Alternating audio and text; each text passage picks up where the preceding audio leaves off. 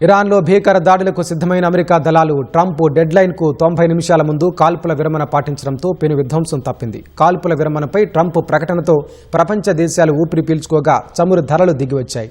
ఈ నెల 10న ప్రత్యక్ష చర్చలకు ఇస్లామాబాద్కు రావాలని ఇరు దేశాల ప్రతినిధి బృందాలను పాక్ ప్రధాని షహబాజ్ ఆహ్వానించారు. డొనాల్డ్ ట్రంప్ విధించిన గడువుకు సరిగ్గా 90 నిమిషాల ముందు ఇరాన్ పంపిన 10 అంశాల ప్రతిపాదన యుద్ధాన్ని తాత్కాలికంగా ముగించింది.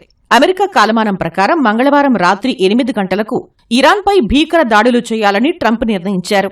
అప్పటికే అమెరికా, ఇజ్రాయెల్ దళాలు ఇరాన్లోని మౌలిక వస్తులపై దాడులను తీవ్రం చేశాయి.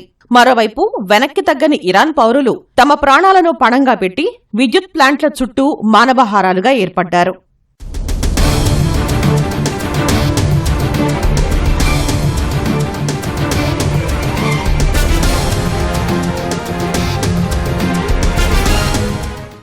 ఇరాన్లో భీకర యుద్ధం సాగుతున్న వేళ పాకిస్తాన్ ప్రధానమంత్రి షహబాజ్ షరీఫ్ ఇరు దేశాలకు మధ్యవర్తిత్వం వహించారు.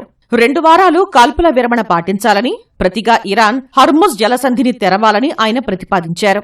ఈ ప్రతిపాదనకు సమ్మతించిన ట్రంప్ తను విధించిన 2 రోజుల గడువు ముగియటానికి 90 నిమిషాల ముందు ట్రూత్ సోషల్లో పోస్ట్ పెట్టారు.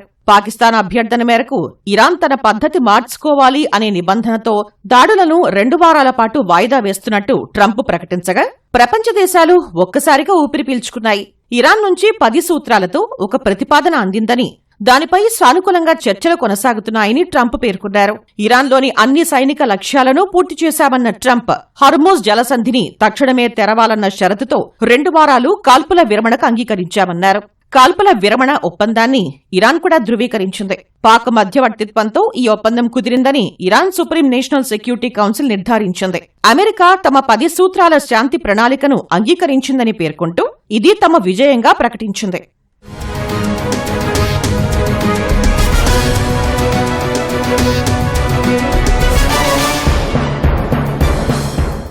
కాల్పుల విరమణపై ట్రంప్ ప్రకటనతో అంతర్జాతీయంగా ముడి చమురు ధరలు ఒక్కసారిగా దిగివచ్చాయి. క్రూడ్ ఆయిల్ ధరలు 9% పడిపోగా స్టాక్ మార్కెట్లు లాభాల్లోకి దూసుకువెళ్లాయి.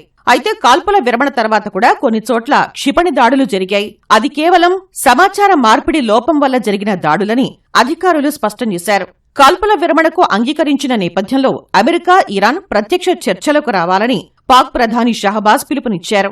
ఈ నెల 10న ఇస్లామాబాద్కు రావాలని ఇరు దేశాల ప్రతినిధి బృందాలను ఆహ్వానించారు. దీనిపై స్పందించిన శ్వేతసౌధం ప్రత్యక్ష చర్చల గురించి తుది నిర్ణయం అధ్యక్షుడు ట్రంప్ తీసుకుంటారని వెల్లడించింది.